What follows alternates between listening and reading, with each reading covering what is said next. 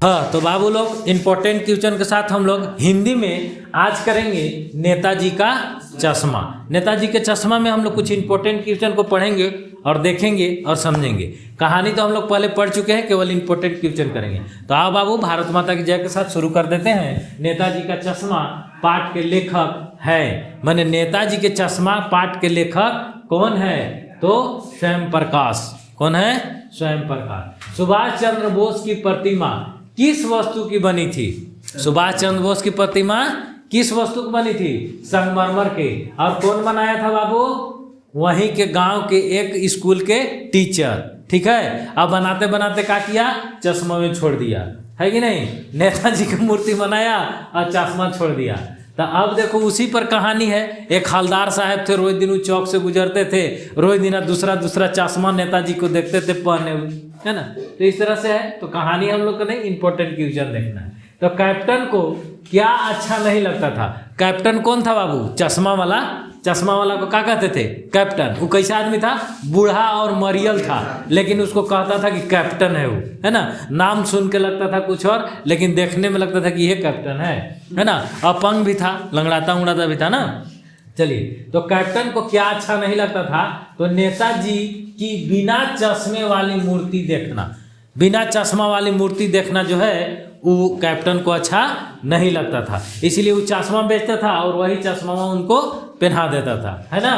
तो ये जो है नेताजी को बिना चश्मे वाली मूर्ति देखना ये अच्छा नहीं लगता था। किसको? कैप्टन को। तो बाबू तू लोग के आएगा कैसे क्वेश्चन? तो ऐसे ऑप्शन में आएगा। ठीक है, ये तो हम डायरेक्ट उत्तर लिखे हैं, ऑप्शन में रहेगा, उसका सही ऑप्शन आप लोग को टिक करना है। तो कैप्टन के प्रति पान वाले के मन में कैसी भावना थी?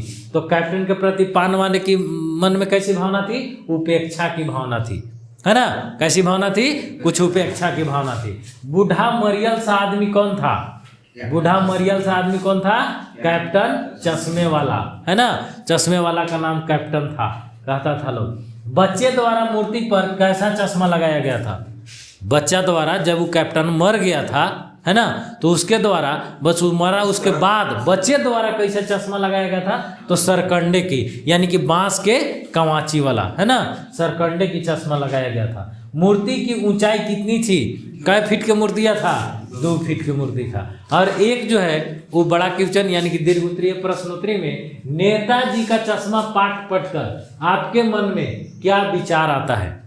नेताजी का चश्मा जब पढ़े तो आपके मनवा में कैसन विचार आता है? क्या सोचते हैं इसके प्रति? तो नेताजी का चश्मा पाठ पढ़कर हमारे मन में विचार आता है। ये हमारे मन में आता है बाबू। आपके मन में क्या विचार आता है ये तो आपके अनुसार आंसर होगा। तो इसका कोई जरूरी नहीं है कि जो आंसर एक बार लिख दिया जाए उसी का होगा। सबके मन में विचार अलग अलग आ सकता है ना? तो यहाँ आपके अनुसार लिखा जाना है क्वेश्चन को, कहीं से देख के छापने का कोई जरूरी नहीं है। चलिए, तो आता है कि उन्होंने हमारे देश के लिए कितनी बड़ी कुर्बानी दी। कौन? नेताजी, है ना?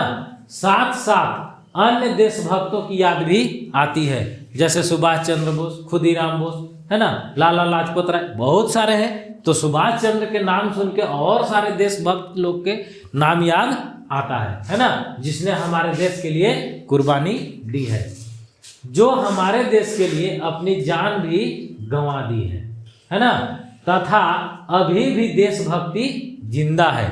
अब उसके साथ साथ ये भी पता चलता है वो लोग तो गंवा दिया से गंवाई दिया, अभी भी देशभक्ति जिंदा है। कैप्टन वाला, कैप्टन चश्मा वाला को देख के देशभक्ति जिंदा है, तब ना नेताजी को चश्मा पहना रहा है जी। और उसको मरने के बाद एक बच्चा उसको सरकंडा के चश्मा पहनाया। तो कहीं ना कहीं देशभक्ति जिंदा है, ये हमको ये पाठ पढ़कर मन में विचार आता है। उसका सबूत मिलता है इसमें, इस कहानी में।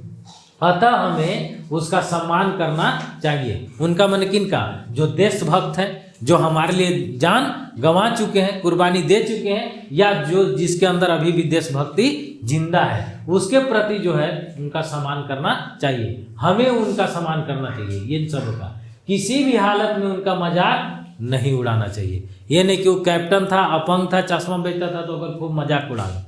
वो देशभक्त है, किसी भी हालत में वो लोग का मजाक नहीं उड़ाना चाहिए। यही विचार हमको ये चैप्टर पढ़ के, ये पाठ पढ़ के आता है। ठीक है, तो चलो बाबू, इसी के साथ नेताजी के चश्मा का इम्पोर्टेंट क्वेश्चन हम समाप्त करते हैं। तब तक आप लोग पढ़िए, खूब पढ़िए और आगे बढ़िए।